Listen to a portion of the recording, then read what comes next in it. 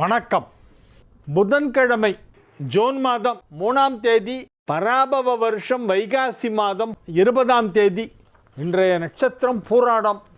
திதி தேய்பிறை திருதியை. ராகு காலம் பகல் 12 மணி முதல் 1:30 வரை. யமகண்டம் காலை 7:30 மணி முதல் 9 மணி வரை. குளிகை நேரம் காலை 10:30 முதல் நண்பகல் 12 மணி வரை. நல்ல நேரம் என்கின்ற சுபஹோரைகள் காலை 6 மணி முதல் 7 மணி வரை, 9 மணி முதல் 10 மணி வரை, மாலை 4 மணி முதல் 5 மணி வரை, இரவு 7 மணி முதல் 9 மணி வரை. இன்றைய கிரக நிலவரம்: மேஷத்தில் செவ்வாய், ரிஷபத்தில் சூரியன், மிதுனத்தில் புதன் சுக்கிரன், கடகத்தில் குரு, சிம்மத்தில் கேது, தனுசில் சந்திரன், கும்பத்தில் ராகு, மீனத்தில் சனி. இனி தெரிஞ்சுக்கலாம் வாங்க. ருத்ராட்சத்தில் ஒரு முகம் ருத்ராட்சத்திலிருந்து 14 முக ருத்ராட்சம் வரை.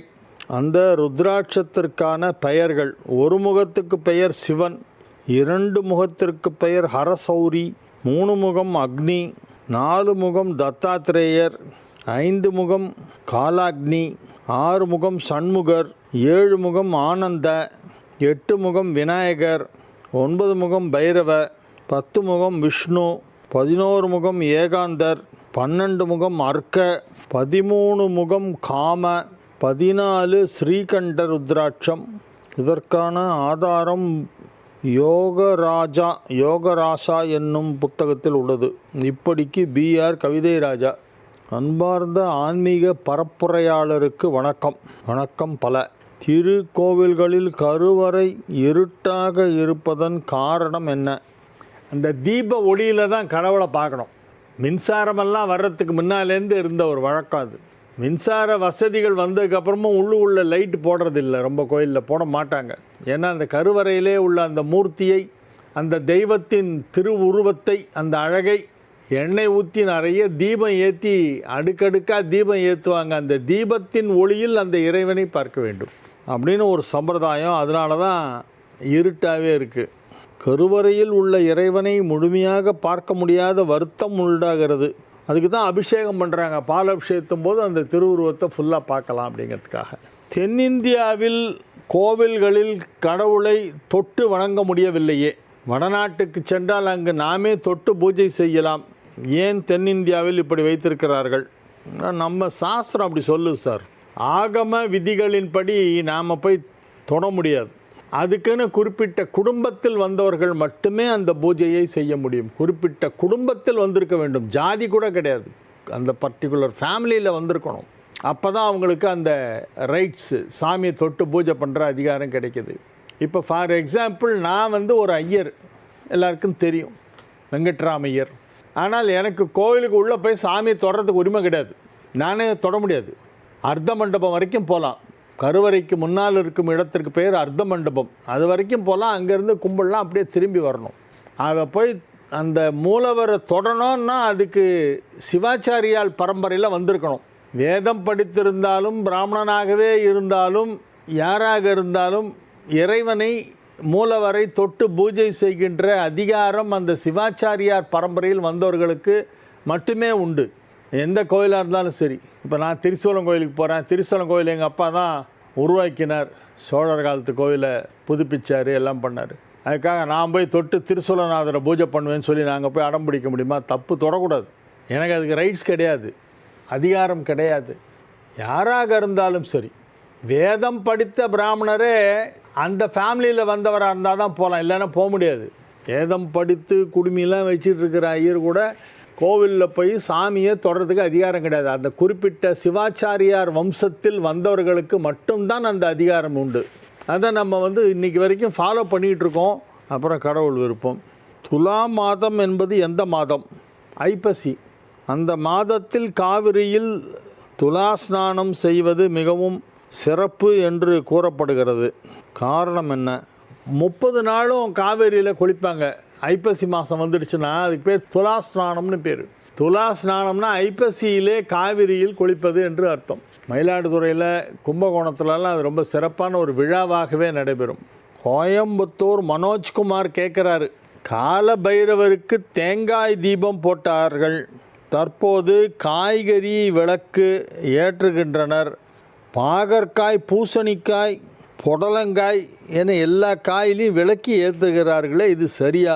இப்போல்லாம் ஒன்றுமே கிடையாது சார். இதெல்லாம் சமீப காலத்தில் யாரோ கிளப்பி விட்றாங்க சார். சும்மாவானு புரடா கிளப்பி விட்றது. இந்த விளக்கு ஏற்றுற மாதிரியே மாலை போடுறதும் புதுசாக கிளம்பிருக்கு.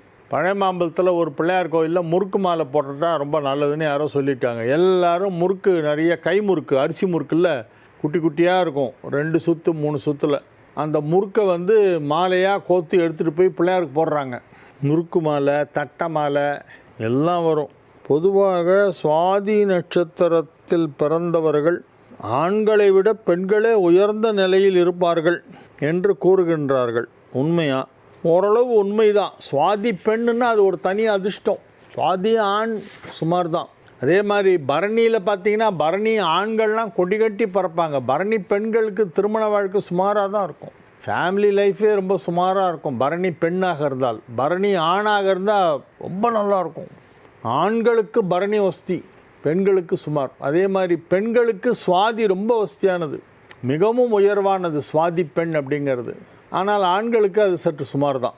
ஒரு சில நட்சத்திரங்களில் பிறந்த ஆண்கள் மிகவும் நன்றாக இருப்பார்கள், பெண்களுக்கு அந்த நட்சத்திரம் பொருந்தாது. அதே மாதிரி சில நட்சத்திரங்கள் பெண்களுக்கு மிகச் சிறப்பாக இருக்கும், ஆண்களுக்கு சிறப்பாக இருக்காது. அதில் நீங்கள் கேட்ட கேள்வி ரொம்ப சரியான கேள்வி. யார் கேட்டிருக்கிறது? இந்த கேள்வி கேட்டது யார்? ராமாபுரம் லட்சுமி வடுகநாதன். வேத வியாசருடைய மாணாக்கர்களில் மிகவும் முக்கியமானவர் வைசம்பாயனர். அவருடைய சீடர் ஸ்ரீ யாக்ஞவல்கர். இவர் யஜுர் வேதத்தை 86 சாகைகளாக பிரித்து வேதம் கற்றார். விருத்தாச்சலம் விருத்தகிரீஸ்வரர் ஆலயத்தில் சூரிய பகவானிடம் ரிக் யஜுர் வேதங்களை பயின்றார். இது ஒரு புராண நிகழ்வு ஆகும். யாக்ஞவல்கர் ரொம்ப பெரிய ஒரு வேதத்துக்கெல்லாம் ரொம்ப ஒரு பெரிய ஒரு அத்தாரிட்டி. ஆனால் அவர் விருத்தாச்சலம் கோவிலில் கற்றுக்கிட்டாரு, சூரிய பகவானிடம் கற்றுக்கொண்டாருங்கிற விஷயம் சக்திவேல் சொல்லி தான் தெரியும்.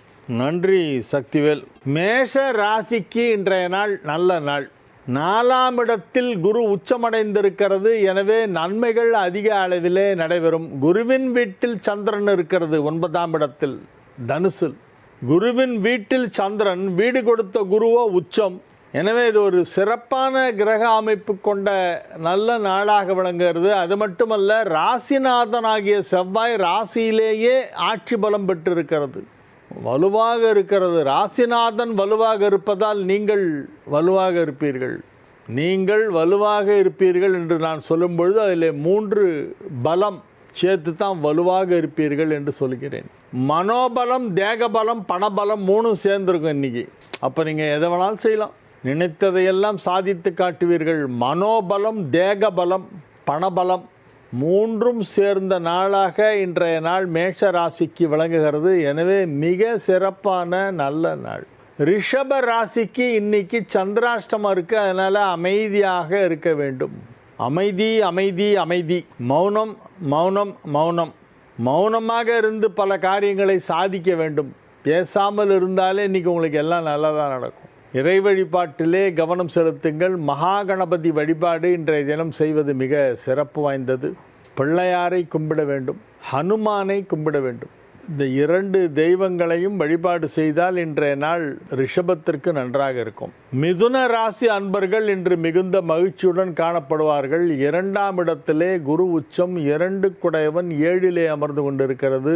ராசியிலே 2 சுப கிரகங்கள், 2ஆம் இடத்தில் ஒரு சுப கிரகம், 7ஆம் இடத்தில் உள்ள சந்திரன் மிக வலுவாக அமைந்திருக்கிறது. எனவே கிரகங்கள் எல்லாமே பெரும்பாலும் நல்ல நிலையிலே இருக்கின்றன. 11ஆம் இடத்தில் 11 குடைவன் ஆட்சி பலம் பெற்றிருப்பதால் லாபஸ்தானமும் வலுவாக இருக்கிறது.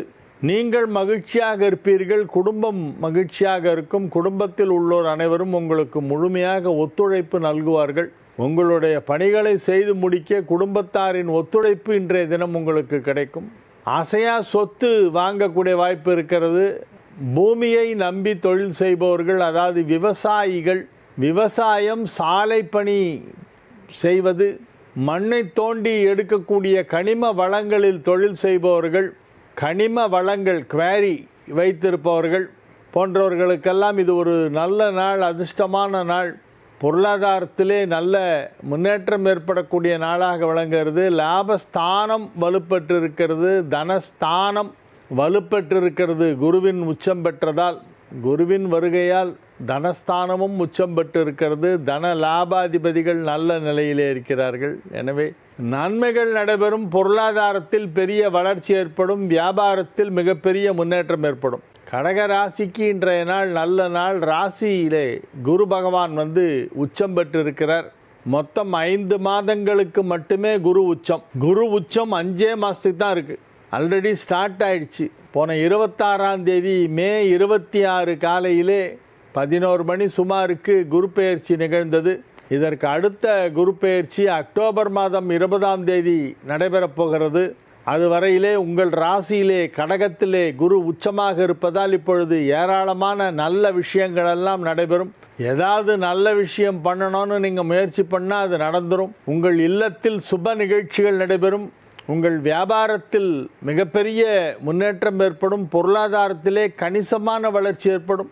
உங்களுடைய பொருளாதார வளர்ச்சி குறிப்பிட்டு சொல்லும்படி மிகச் சிறப்பாக இருக்கும். நிறைய பணம் சம்பாதிப்பீங்க இந்த 5 மாதத்துக்குள்ளே. முயற்சி பண்ணுங்கள். சிம்ம ராசிக்கு இன்றைய நாள் நன்மைகள் நடைபெறக்கூடிய நல்ல நாளாக விளங்குகிறது. மகிழ்ச்சியான சூழ்நிலையிலே நீங்கள் விளங்கக்கூடிய ஒரு நாளாக இந்த நாள் இருக்கும். வெகு சிறப்பான நிலையிலே கிரகங்களெல்லாம் அமைந்திருக்கின்றன. வியாபாரம் செய்து கொண்டிருக்கும் சிம்ம ராசியினருக்கெல்லாம் அதிலே நல்ல வருமானம் கிடைக்கும். உத்தியோகத்தில் உள்ளவர்களுக்கு பதவி உயர்வு கிடைப்பதற்கான வாய்ப்பு சற்று அதிகமாக காணப்படுகிறது. தனியார் துறை அலுவலகத்திலே வேலை பார்ப்பவர்களுக்கு வேறு வேலை கிடைக்கும். வேலை மாற்றம் நிகழும். இப்பொழுது நீங்கள் வாங்கும் சம்பளத்தை விட 50% அதிகமாக கிடைக்கப் போகிறது. இப்போ 1 லேக் சேலரினா அடுத்தது 1.5 லட்ச ரூபா சம்பளத்துக்கு வேலை கிடைக்கும். நான் சொல்கிறதெல்லாம் ரொம்ப மிக குறுகிய காலத்திற்குள் நடைபெறப் போகின்ற நல்ல விஷயங்கள் சிம்மத்திற்கு. உத்தியோகத்தில் முன்னேற்றம், வியாபாரத்தில் முன்னேற்றம். எனவே இது ஒரு நல்ல நாள். கன்னி ராசிக்கு இன்றைய நாள் மிகச் சிறப்பான நாள். ஒரே ஒரு கிரகம் மட்டும் ஃபேவரபுளாக இல்லை. செவ்வாய் 8ல் இருக்குது. அஷ்டமாதிபதி 8ல் வலுப்பெறக்கூடாது. மற்ற எல்லா கிரகங்களும் கன்னி ராசிக்கு சாதகமாக இருக்கின்றன. 9 கிரகங்களிலே 8 கிரகம் நன்மை செய்து கொண்டிருப்பதால் நிச்சயமாக நீங்கள் வெற்றி பெறுவீர்கள். 8ல் செவ்வாய் உட்காண்டிருக்கே, ஆட்சி பலம் பெற்றிருக்கே, அது ஏதாவது தீமை செய்யுமா என்றால் அது ஆரோக்கியத்தில் ஒரு சின்ன பாதிப்பை கொடுக்கலாம். அதற்கு வாய்ப்பு இருக்கிறது. எனவே உங்கள் ஆரோக்கியத்தை கவனமாக பார்த்து கொள்ள வேண்டும். அஷ்டமஸ்தானத்திலே அஷ்டமஸ்தானாதிபதி செவ்வாய் மிகவும் வலுவாக இருக்கின்ற காரணத்தினால் ஆரோக்கியத்தில் ஏதாவது சின்ன பிரச்சனை, ஒரு வயிற்று வலி, வயிற்றுப்போக்கு, அஜீரண கோளாறு, ஸ்கின் சம்பந்தமான தோல் சரும நோய் சம்பந்தமான பிரச்சனைகள், பெண்களாக இருந்தால் யூட்ரஸ் சம்பந்தமான ஏதாவது ஒரு உபாதை ஏற்படும். சின்ன பெயின், அதில் ஏதோ ப்ராப்ளம் எல்லாம் வரும். அதனால் உங்களுடைய ஆரோக்கியத்தை நல்லா பார்த்துக்கணும். அதுக்கு உரிய சிகிச்சை எடுத்துக்கொள்ள வேண்டும். அதற்கு தேவையான டாக்டர்கிட்ட போய் கைனகாலஜிஸ்ட்கிட்ட பெண்கள்லாம் இப்போ ஒரு செக்கப் பண்ணிக்கிறது நல்லது. துலா ராசிக்கு இன்றைய நாள் நன்மைகள் நடைபெறக்கூடிய நல்ல நாளாக விளங்குகிறது. 10 குடைவன் 3ஆம் இடத்திலும் 3 குடைவன் 10ஆம் இடத்திலும் பரிவர்த்தனை பெற்றிருக்கின்றன. 7 குடைவன் 7ஆம் இடத்திலே ஆட்சி பலம் பெற்றிருக்கிறது. 7 குடைவன் ஆட்சி பலம் பெற்றிருப்பதால் வீடு வாங்குவீர்கள். சொந்த வீடு வாங்க வாய்ப்பு இருக்கிறது. பழைய வீட்டை விற்றுவிட்டு புதிய வீடு வாங்கவும் சிலருக்கு வாய்ப்பு இருக்கிறது. அல்லது ஏதோ ஒரு ப்ராப்பர்ட்டி முதல்ல வாங்கியிருப்பீங்க, இப்போ அது யூஸ் இல்லை, அந்த ப்ராப்பர்ட்டியை விற்றுட்டு பெரிய ப்ராப்பர்ட்டியாக புதுசாக வேறு ஒன்று வாங்கிறதுக்கு வாய்ப்பு இருக்கிறது. எனவே இது ஒரு மிக சிறப்பான நன்மைகள் நடைபெறக்கூடிய நல்ல நாள். மிக மிக சிறப்பான நன்மைகள் நடைபெற வாய்ப்பு இருக்கிறது. திருமண வயதில் உள்ள துலா ராசியினருக்கெல்லாம் திருமணம் இப்பொழுது நிச்சயிக்கப்படும். ஆரோக்கியத்தில் உள்ள கோளாறுகள் சரியாகும். 6 குடைவன் 10ல் உச்சம் பெற்று இருப்பதால் அவ்வப்போது உடல் உபாதைகள் ஏற்படத்தான் செய்யும். ஆனால் அது உடனுக்குடன் சரியாகிவிடும். எனவே கவலைப்பட வேண்டாம். விருச்சிக ராசிக்கு இன்றைய நாள் நல்ல நாள். ராசி அதிபதி 6ல் ஆட்சி பலம் பெற்றிருக்கிறது. 9ஆம் இடத்தில் குரு உச்சம் பெற்றிருப்பதால் பெரிய யோகம். 5 குடைய குரு 9ஆம் இடத்திலே உச்சமடைந்திருக்கிறது. கடகத்தில் குரு உச்சம். அதனால் விருச்சிகத்திற்கு பெரிய அதிர்ஷ்டம், பெரிய யோகம். ஏதோ பெரிய பெரிய வியாபாரங்களெல்லாம் இப்பொழுது செய்வீர்கள். உத்தியோகத்தில் உள்ளவர்களுக்கு பதவி உயர்வு கிடைக்கும். வாழ்க்கையில் பெரிய அளவில் முன்னேற்றம் ஏற்படுகின்ற நேரம். திருமணமாகாத விருச்சிக ராசியினருக்கு இப்பொழுது திருமணம் நிச்சயிக்கப்படும். குழந்தை பாக்கியம் தாமதமாகி கொண்டிருக்கின்ற விருச்சிக ராசியினருக்கு இப்பொழுது புத்திர சந்தானம் ஏற்படும். சொந்த வீடு இல்லாதவர்கள் இப்பொழுது புதிதாக வீடு வாங்குவார்கள்.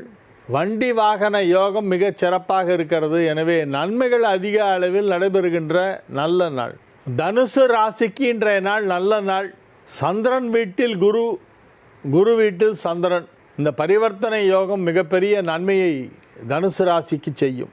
அதிலும் குரு உச்சம் வேறு. ராசி அதிபதி சந்திரனின் வீட்டில் உச்சமடைந்திருக்கிறது. சந்திரனும் ராசியிலேயே வந்திருக்கிறது. எனவே இந்த குருச்சந்திர பரிவர்த்தனை ஒரு பெரிய யோகம். மிகப்பெரிய பதவிகள் கிடைக்கக்கூடிய வாய்ப்பு இருக்கிறது. திருமண வயதில் இருந்தால் இப்பொழுது திருமணம் நிச்சயமாகும். குழந்தை பாக்கியம் ஏற்படுவதற்கு வாய்ப்பு இருக்கிறது. வம்ச விருத்தி அமைகின்ற நேரம். உங்கள் குடும்பத்தில் யாரெல்லாம் அந்த குழந்தை பெற்றுக்கிற வயசில் இருக்காங்களோ அவங்க எல்லாருக்கும் குழந்தை பிறக்கும். வீடுன்னா நிறைய குழந்தைங்க இருக்கணும். அப்போ தான் அது குடும்பத்துக்கு அழகு. வஜ வஜ வஜ வஜ வஜன்னு எல்லாம் கத்திக்கிட்டு சத்தம் போட்டுக்கிட்டே இருக்கணும். அப்பா ரொம்ப கஷ்டப்பட்டு கலரெல்லாம் வச்சு மேட்ச் பண்ணி பார்த்து பெயிண்டெல்லாம் அடித்து செவுத்தெல்லாம் பளபளன்னு இப்போ தான் பெயிண்ட் அடிச்சிருப்பாங்க. ஒரு 2 வயசு பையன் பொடியை வந்து பென்சில் எடுத்துகிட்டு அதில் கிறுக்குவான். அதனால தான் வீட்டில் இருந்தால் அழகு. அப்படி தான் இருக்கணும் வீடு. சின்ன குழந்தைங்க குறும்பு பண்ணால் தான் நல்லாயிருக்கும். போட்ட இடத்துல இப்படி உட்காந்துனா மூளை வளர்ச்சி கம்மியாக இருக்குதுன்னு அர்த்தம். அது மாட்டில் ஓடணும், இடிக்கணும், பிடிக்கணும், எல்லாத்தையும் பிடிச்சி கீழே தள்ளி ரகலை பண்ணணும் வீட்டில். அந்த மாதிரி உங்கள் வீட்டில் கலன்னு இப்போ நிறைய குழந்தைங்க பிறக்க போது நல்லா எல்லோரும் ஜாயிண்ட் ஃபேமிலியாக இருப்பீங்க. சத்தமாக இருக்கும் வீடு எப்போதும். ஓரகத்திகள் எல்லோரும் ஒற்றுமையாக இருப்பார்கள். எனவே இது ஒரு நல்ல நேரம். குடும்ப வாழ்க்கை நன்றாக இருக்கும். மகர ராசிக்கு இன்றைய நாள் மகிழ்ச்சியான நாள். வெற்றிகரமாக உங்கள் பணிகளை செய்து முடிப்பீர்கள். ராசிக்கு 7ஆம் இடத்திலே குரு உச்சமடைந்து உங்களை பார்த்து கொண்டிருக்கிறது. எனவே பல நல்ல விஷயங்களெல்லாம் குடும்பத்திலே நடைபெறப் போகின்றன. உங்கள் இல்லத்தில், உங்கள் குடும்பத்தில் என்னென்ன சுப நிகழ்ச்சிகள் நடைபெற வேண்டுமோ அவை எல்லாமே இப்பொழுது நடைபெறும். 5 மாதத்துக்குள்ளே லைஃபே செட்டில் ஆகிடும். மகர ராசிக்கெல்லாம் வியாபாரத்தில் பெரிய வளர்ச்சி ஏற்படும். மகிழ்ச்சியாக இருப்பீர்கள். வெற்றிகரமாக உங்கள் பணிகளை செய்து முடிப்பீர்கள். கும்ப ராசிக்கு இன்றைய நாள் மிக சிறப்பான நாள். 11ஆம் இடத்திலே சந்திரன் இருப்பதால் எடுத்த காரியம் அனைத்தும் வெற்றி. 6, 11 குடையவர்கள் பரிவர்த்தனை பெற்றிருப்பதால் நன்மை.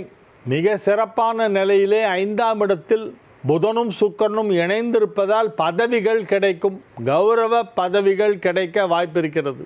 கும்ப ராசிக்கு இப்போ புகழ் அதிகமாக கிடைக்கும். பெயர், புகழ், செல்வாக்கு ஆகியவை மிக சிறப்பாக கிடைக்கக்கூடிய நல்ல நாளாக இந்த நாள் விளங்குகிறது. கும்ப ராசியிலே நிறைய விஐபிகள் இருப்பார்கள். துவக்க விழாவுக்கு போய் பேசுறது, ஆண்டு விழாவில் கலந்துக்கிறது, பள்ளிக்கூட விழாவில் போய் குழந்தைங்களுக்கெல்லாம் பரிசு டிஸ்ட்ரிபியூஷன் பண்ணுறது, திறப்பு விழாவுக்கு போகிறது. கார்லேயே கத்திரிக்கோல் வச்சுருப்பார் ஒருத்தர் ரெடியாக. என்னென்னா திறப்பு விழா யாராவது கூப்பிட்டாங்கன்னா இதோ வரேன்னு சொல்லி அப்படியே போய் ரிப்பனை கட் பண்ணி விட்றலான்ட்டு. ரிப்பன் கட் பண்ணுறதுக்காக கத்திரிக்கோல் ரெடியாக காரில் வச்சுருக்கிற விஐபிலாம் இருக்காங்க கும்பராசியில். அவங்கள எல்லாருமே இன்றைக்கி ரொம்ப மகிழ்ச்சியாக இருப்பார்கள். கும்பராசினருக்கு இன்றைய நாள் மகிழ்ச்சியான நாள். மீனராசி அன்பர்கள் இன்று மிகுந்த உற்சாகத்துடன் காணப்படுவார்கள். 5 குடையவன் 10ஆம் இடத்திலும் 10 குடையவன் 5ஆம் இடத்திலும் இடமாற்றம் பெற்று 5, 10 குடையவர்கள் பரிவர்த்தனா யோகத்தில் இருப்பதால் பெரிய பதவிகளெல்லாம் கிடைக்கும். பெரிய பெரிய பதவிகள் கிடைப்பதற்கு வாய்ப்பு இருக்கிறது. மகிழ்ச்சியான நல்ல நிகழ்ச்சிகளிலே கலந்து கொள்வீர்கள். வியாபாரம் மிகச் சிறப்பாக நடைபெறும். பொருளாதாரம் அதிகமாக வரும். பண வரவு அதிகமாக இருக்கும். குடும்பத்தில் சுப நிகழ்ச்சிகள் நடைபெறும். பள்ளிக்கூடத்தில் படிக்கின்ற மாணவ மாணவியர் கல்வியிலே அதிக கவனம் செலுத்துவார்கள். இன்னும் 2 நாள் தான் இருக்குது. ஜூன் 4ஆம் தேதி ஸ்கூல் திறக்கிறாங்க. மகிழ்ச்சியான நல்ல நிகழ்ச்சிகளில் கலந்து கொள்ளக்கூடிய சந்தர்ப்பம் கிடைக்கும். உங்கள் உற்ற நண்பர்கள் அல்லது சுற்றத்தார் வகையறாவில் யாருக்காவது கல்யாணம், கார்த்திகைன்னு ஏதாவது நல்ல நிகழ்ச்சி நடக்கும். அதில் நீங்கள் கலந்து கொள்வீர்கள். இன்றைய விசேஷம் சங்கடஹர சதுர்த்தி, பிள்ளையார் வழிபாடு. சாயந்தர நேரத்தில் கோவிலில் பூஜை பண்ணி சந்திரோதயத்தின் பொழுது தீபாராதனை செய்வார்கள். சந்திரோதய நேரத்தில் கணபதியை வழிபட வேண்டும். அதுதான் சங்கடஹர சதுர்த்தி. பிள்ளையாரை சாயந்தரம் கும்பிடணும். சங்கடஹர சதுர்த்தியில் சாயந்தரம் கும்பிடணும். வளர்பிறை சதுர்த்தியில் காலையில் கும்பிடணும். வாழிய செந்தமிழ், வாழ்க நற்றமிழர், வாழிய பாரத மணித்திருநாடு. வந்தே மாதரம், வந்தே மாதரம், வந்தே மாதரம். மீண்டும் நாளைய நிகழ்ச்சியிலே உங்களை சந்திக்கும் வரை உங்களிடமிருந்து விடை பெற்றுக் கொள்வது உங்கள் வழிகாட்டி ஜோதிடர் கலைமாமணி ஹரிகேசநல்லூர் வெங்கட்ராமன்.